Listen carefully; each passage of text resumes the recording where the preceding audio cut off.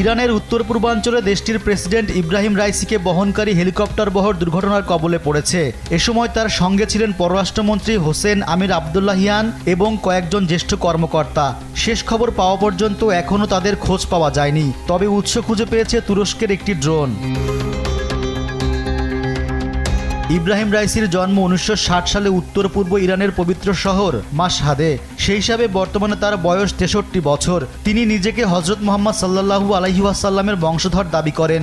বিশ্বনবীর রক্ত সম্পর্কিত উত্তরাধিকার হওয়ার কারণে সবসময় কালো রঙের পাগড়ি পরেন। মাত্র 20 বছর বয়সে রাইসি তেহরানের পার্শ্ববর্তী শহর কারাজের প্রসিকিউটর জেনারেল নিযুক্ত হন। 1989 থেকে 1994 সাল পর্যন্ত এই দায়িত্ব পালন করেন। 2004 সাল থেকে তিনি 1 দশক জুডিশিয়াল অথরিটির উপপ্রধানের দায়িত্ব পালন করেন। 2019 সালে তাকে বিচার বিভাগের প্রধান নিযুক্ত করেন দেশটির সর্বোচ্চ ধর্মীয় নেতা আয়াতুল্লাহ খামেনি। এই পদে থাকার সময় দুর্নীতির বিরুদ্ধে দৃঢ় অবস্থান নেয় দেশের অভ্যন্তরে জনপ্রিয়তা বাড়ে তার।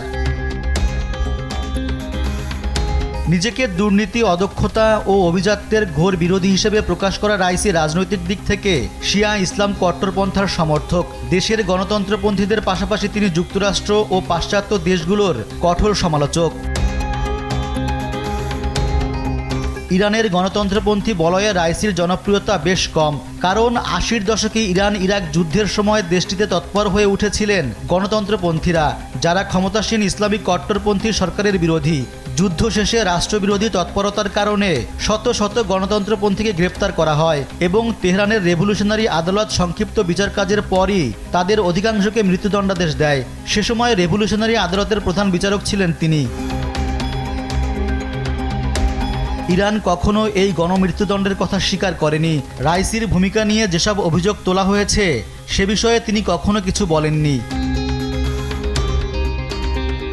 ইতিমধ্যে রাইসির মৃত্যুর খবর নিশ্চিত করেছে ইরানের গণমাধ্যমগুলো। তার এই মৃত্যু দেশটির জন্য বড় ধাক্কা, কারণ তিনি যুক্তরাষ্ট্রের নিষেধাজ্ঞা মোকাবিলায় প্রতিবেশীদের পাশাপাশি চীন ও রাশিয়ার সঙ্গে সম্পর্ক উন্নয়নে বিশেষভাবে মনোযোগ দিয়েছিলেন। রেজওয়ান সিদ্দিকী, ইন্টারন্যাশনাল ডেস্ক, দেশ টিভি।